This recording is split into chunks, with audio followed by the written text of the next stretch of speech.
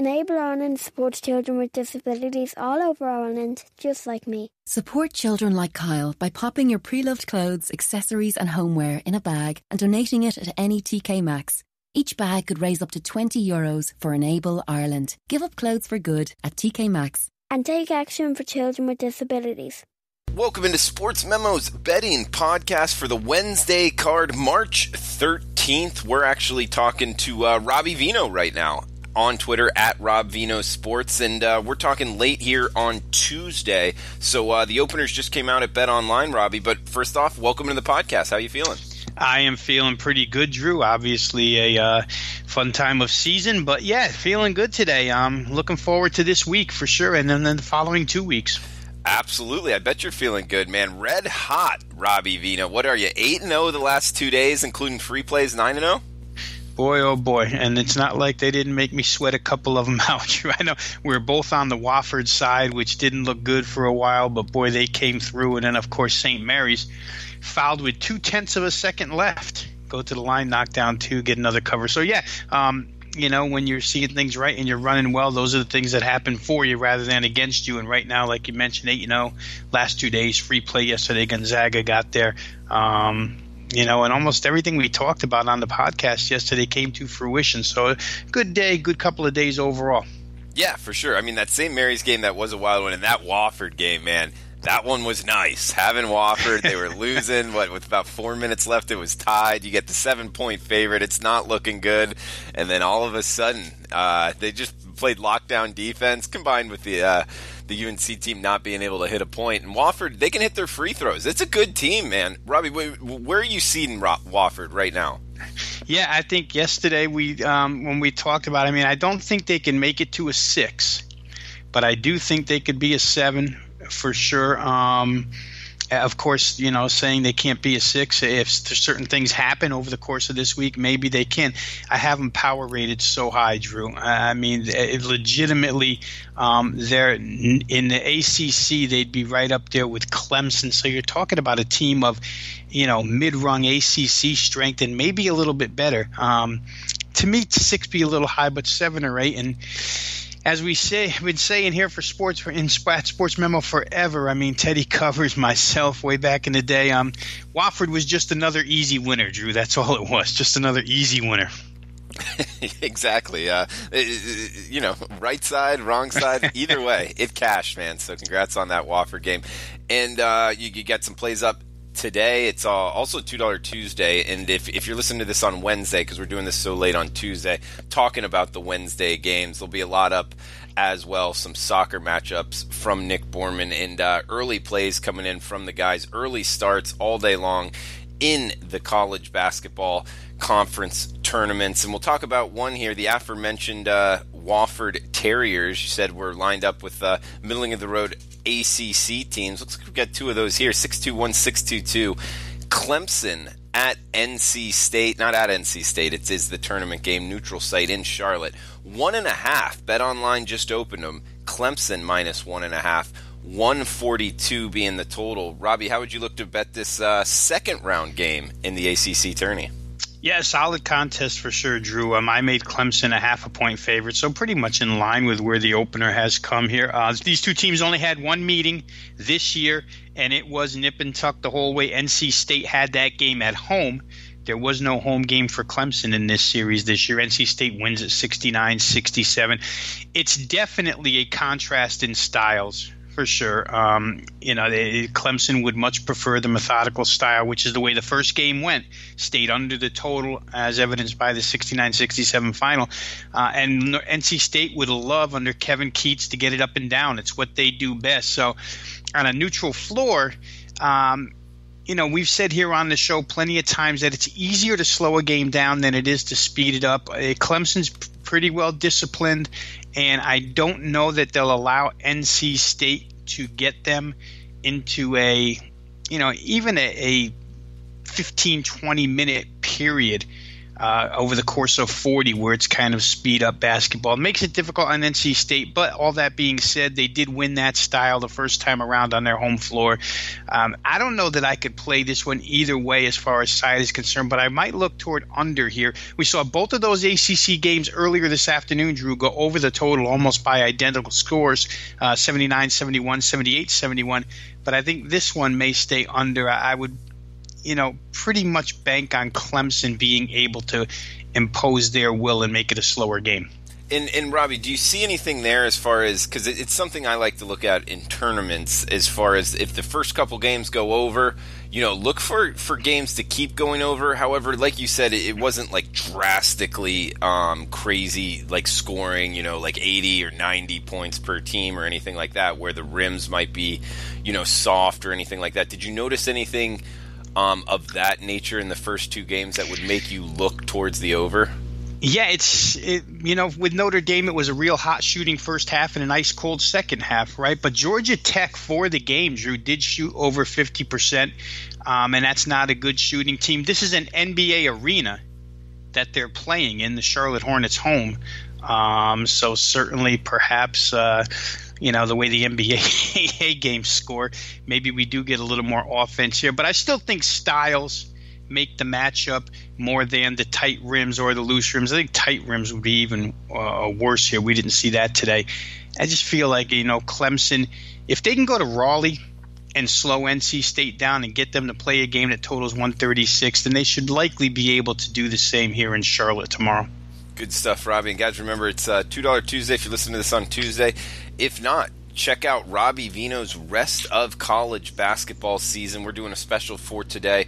You can get it for CBB with the coupon code CBB99, just $99 for the rest of the season. That will give you the whole tournament, all the NIT, all the secondary tournaments, any college basketball play that Robbie Veno or myself, Drew Martin, either service going down the stretch here for just $99. It's $275, so it's a huge savings, almost $200 of savings. Check that out. Coupon code CBB99 at checkout. Rest of college basketball season with Robbie Veno or Drew Martin for just $99, or both for under $200. Try that out as well. We got 639, 640 up next, Robbie, in the Pac-12.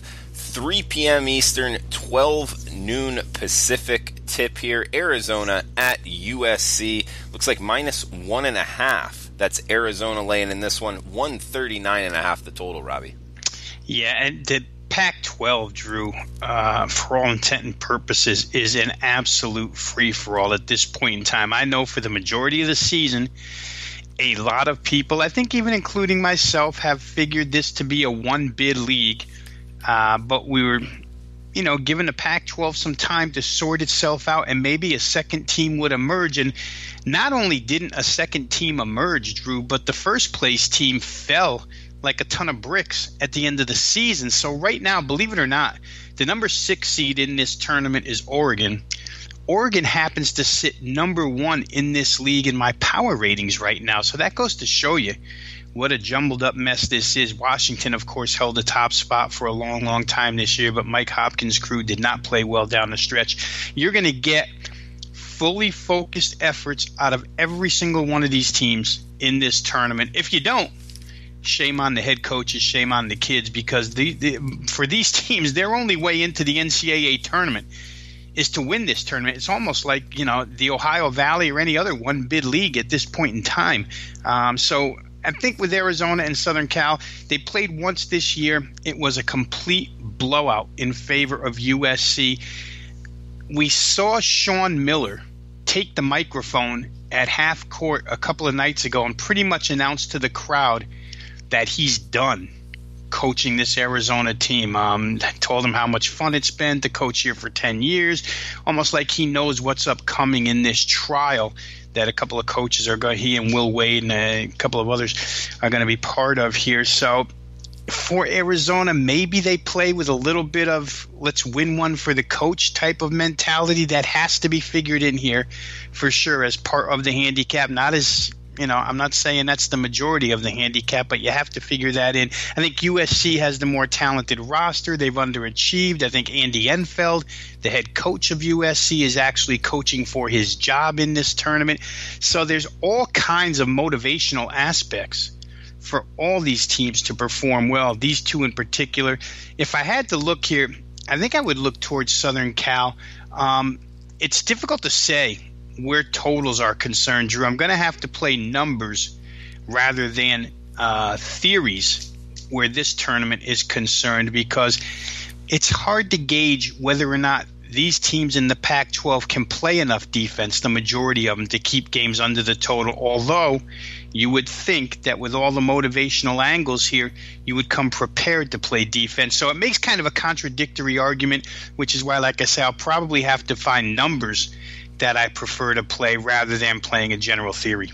Okay, good stuff, Robbie. And, of course, the Pac-12 tournament in T-Mobile Arena in Las Vegas. Great scene there for the whole tournament, really, in Vegas. We got a 5:30 tip up next, 2:30 Pacific tip. Cal, Colorado, another 140 total here, Robbie, with Colorado, the Buffs, laying 10.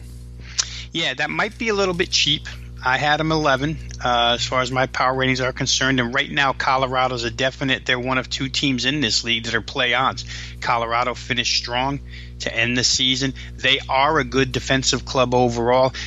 The Cal Golden Bears, a team that has not shot well all season long. They've had a couple of moments where they rose up and got a couple of unsuspected victories. A couple of times that they won, especially that Washington game, nobody thought California could win that game. So they've had a couple of moments, but I just don't think there's enough there, especially against this Colorado team, fully healthy, and like I say, played well down the stretch. Defensive capabilities as good as any team in this league, with the exception of maybe Oregon. So for me, it would be a potential play on Colorado here at -10. I would expect maybe that goes up a little bit. Neutral floor in Las Vegas really doesn't favor either one of these sides. I just think at this point in time, the way that head coach Boyle's team has come around, I think they're playing far more cohesive. And for me, Cal just too scattered as an offensive club to go ahead and take points with them, especially in this range. I mean, if it was a 14-point number, I'd shy away from Colorado. But right here at 10 with an opener, I think that the Buffs would be a good side here. That's a good word, scattered, with the Cal team catching 10 against Colorado. Guys, remember the coupon code CBB99 at checkout. Robbie Veno or Drew Martin's rest of college basketball season for just $99. Huge savings, $200 almost in savings. We got next game up here, Robbie. Stanford, UCLA, 643-644. Seeing 9 o'clock Eastern tip here, 6 o'clock Pacific in T-Mobile Arena. Stanford laying 2 versus UCLA, 153 the total, Robbie. Yeah, and a couple of blowouts in these two games, Drew. They met twice. Home team crushed each time. Stanford 104-80, win by 24. UCLA 92-70, win by 22. Obviously, by the scores, you can tell they both exceeded the current total for tomorrow's game, 184 in one, 162 in the other, both better than the 153 we're asked for here. So there's an offensive nature to this series. Obviously, I come on the podcast and I talk about coaches like to correct what went wrong the first time, and neither one of these head coaches could correct the defense the second time around. So scoring should be plenty for both of these sides. I think the key for me as to whether or not I play the game or the total will be the health of Dejon Davis, the Stanford point guard, still questionable here with the foot injury. He missed the last couple of games of the season. Stanford generally not the same without him in the lineup to be that third key scorer. I will say this, he did not play in the January 3rd meeting against UCLA, and that's the game Stanford got beat by 22. They only scored 70 in that game. When he played against UCLA at Maples Pavilion, they scored 104 points. So he's a pretty big factor as far as Stanford's concerned offensively. For UCLA, at this point in time, Drew, it's kind of roll out the balls and let's see if we can win a tournament. They've been playing high-scoring games for quite a while now, so it'd be tough for me to play under in any circumstance, but if Davis plays for Stanford, perhaps the over is the way to look. Yeah, that's an interesting point. What were the stats again when Davis played and when he didn't play? Yeah, when Davis did not play, Stanford against UCLA scored 70 points. That was at Pauley Pavilion. When he did play in the game on February the 16th, they scored 104, so 34 points more. He was a big part of it. He had 11 assists, 12 points in that game. And like I say, when you can add him to Akpala and De Silva, it's a pretty good offensive team. You throw in the big guy, Josh Sharma, and, they've got 4 guys that are reliable weapons at that point in time. But Davis is the head of the snake, so to speak, and without him, they're kind of a different club offensively when he's not there to run the point. Man, that seems like something, kind of one of those, I don't know, I don't want to say winning, but just kind of like angles where, it's one of those really important angles as far as when a guy's playing, not necessarily his point total, but the team's point total, and as far as like how drastically different it is against the same opponent, Robbie. So he's healthy, he's playing. Is this a situation where it's kind of Stanford or pass for you?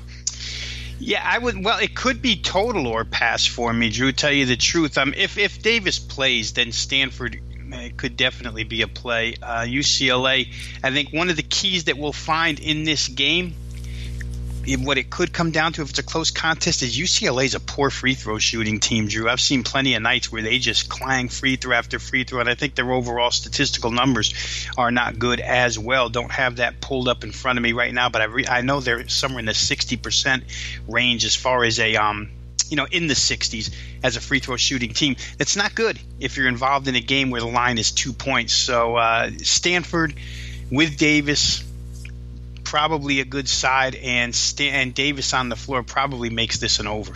Yeah, man, I'm seeing 63% from the free throw line. There's only 9 teams in the country that are worse. So coming from a Pac-12 team, that is a terrible free throw percentage there, and that's something I almost never bet, Robbie. I mean, teams below 65% from the free throw line, that is a to lose a couple bets like that, either betting overs or on that team, and I've learned, do you stay away from those type of teams as far as under 65% free throws? Well, especially in these conference tournament situations where there's so much on the line. If UCLA was a lock for the tournament, it might be one thing, but when you're talking about a game that's priced at 2 points, and the expectation is that it will come down to the last 5 minutes, whether or not it does, because remember, the first 2 games were blowouts each way, so maybe the line doesn't reflect the final score, but it's an indicator as to how tightly matched these 2 teams are. And if it comes down to it, you want Stanford to shoot the free throws. You don't want UCLA shooting free, or you don't want to be on the UCLA side begging for them to make free throws at the end of a game. Yeah, absolutely. Great analysis there. Last game, Robbie, the Get Back, the Degenerate Special, 11:30 Eastern start. Washington State, Oregon. BetOnline has it 142 the total. Looks like Oregon laying 10.5 in Vegas.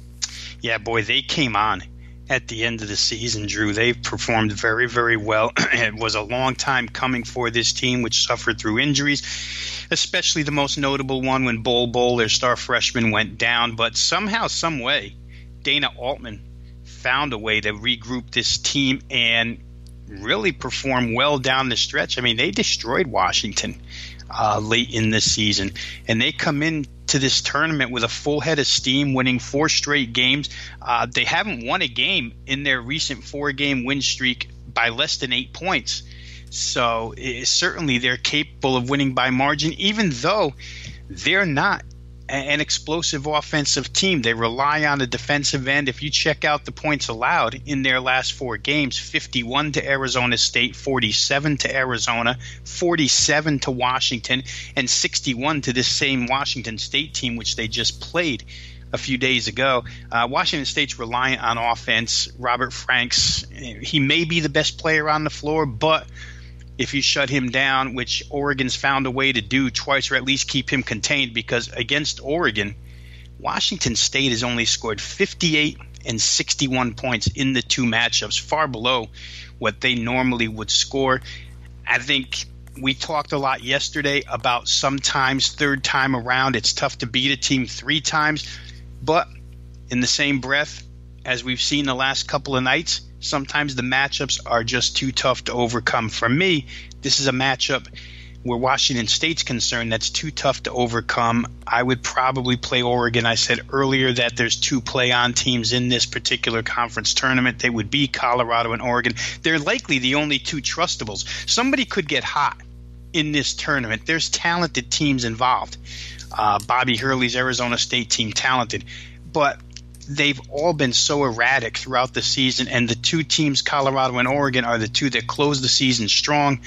That's why my focus is kind of on them. I'd rather ride a hot Pac-12 team at this point in time than try and guess which one of the other 10 might get hot, for this tournament. So for me, probably Oregon or nothing at all. I don't think Ernie Kent's squad will be able to do what they do best against this defense. And Robbie, as far as the Pac-12, is there a team from the Pac-12 that can make the tournament and not win the tournament?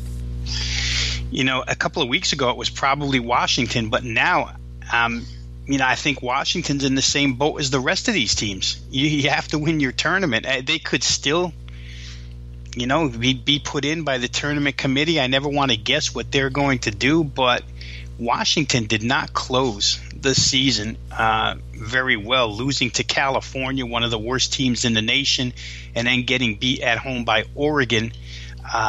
2 of their last 4 games, winning a 1-point game against Stanford. It's just not a team that's playing well. They even had to go to overtime to beat Oregon State. So you take their last 4 games, it's nothing special. And if they don't show something special in this tournament, if they go out second round, I don't know if they get in as an at-large, Drew, tell you the truth. I don't think there's a single team that could bank on being an at-large in this conference right now. And it's interesting to think that. I mean, for a major conference, what about like Utah or Arizona State? What if they make a run to the championship and then lose in a close match to Washington? Either of those 2 teams you think could sneak in? Yeah, I don't know the exact net rankings on these teams, and maybe somebody's net ranking is strong enough right now to do it, but I don't foresee that happening, to tell you the truth. In the case of Arizona State, they were the second best team in this league for the majority of the season, but even Bobby Hurley's team had their troubles down the stretch. So I tell you what, as far as I'm concerned, I don't think that any of these teams – and you know what the kicker to this whole thing is, Drew, is that they went through an entire Pac-12 season, all of these teams, without really being able to get a big win inside of the conference. If you're in the SEC or you're in the Big 10 or you're in the Big 12, if you're in the Big 12, you beat Texas Tech, that's a quality win. Beating anybody in this league really wasn't a quality win, with the exception of Washington for the entire season, so they couldn't gain any traction where the rankings are concerned, the net rankings included. And, I think they're in deep trouble. I really do. It's a shame for a conference like that to have such a down year, but this has been an extremely down year for the Pac-12. I mean, there's other teams out west that could have won the Pac-12. I think the Nevada Wolfpack could have won the Pac-12. We know Gonzaga could have won the Pac-12. There's teams out there that are better than any in this Pac-12 league right now. Cal Irvine out of the Big West probably could have come in third in the Pac-12 this year. That's crazy to think. Cal Irvine. It's nuts. Yeah, the Anteaters, correct? The Anteaters, absolutely. All right. Well, guys, remember the coupon code CBB99 at checkout for Drew Martin or Robbie Veno's rest of college basketball season for just $99, almost $200 in savings with that coupon code CBB99 rest of college basketball season. Robbie, anything else you want to throw out before we shut this down? Real quick, I was just talking to you off air, Drew, about how early. I can't believe the Big Sky Conference opens their tournament tomorrow with a 9:30 a.m. local start. Northern Arizona, part of that opening game in the Big Sky tournament, 9:30 a.m. in Boise, Idaho, 11:30 for us here on the East Coast. But, boy, wake up early if you're out west, because that first game is going to tip extremely. I don't think I've ever seen one start that early, Drew, to tell you the truth. Yeah, that is early. For college kids, man, that's a tricky handicap. Got to work that in somehow. Neutral site game in the tournament, but yeah, that's a wild one. Conference tournament, it's a wild week. It's fun times, good betting, good to be a sports bettor. And guys, the coupon code CBB99 at checkout gives you the rest of the college basketball season for just $99. Robbie Veno's red hot, 8-0 last 2 days. So great choice there with Robbie. Robbie, thanks for the time. We'll talk to you on Friday, talking the rest of the championship week. So best of luck with your bets. Best of luck with everyone's bets out there, and we'll talk tomorrow. Join us in your Ladbroke shops for the best offers for Cheltenham 2019. Every day of the Cheltenham Festival, we're offering best odds guaranteed on your multiple bets from 9 a.m. right up until the first race at 1:30. That means if the price drifts, you'll be paid out at the bigger odds. Ladbrokes, your home of the best value for the Cheltenham Festival 2019. Over 18s, T's and C's apply. Cheltenham Festival is here. And so is another big BruceBetting.com racing special. New and existing customers. Place a bet on the first race each day of Cheltenham. Get your money back as a free bet if it loses. Stay close to the action with BruceBetting.com. In-store, online and on your phone. Bruce Betting, giving you more. Please gamble responsibly.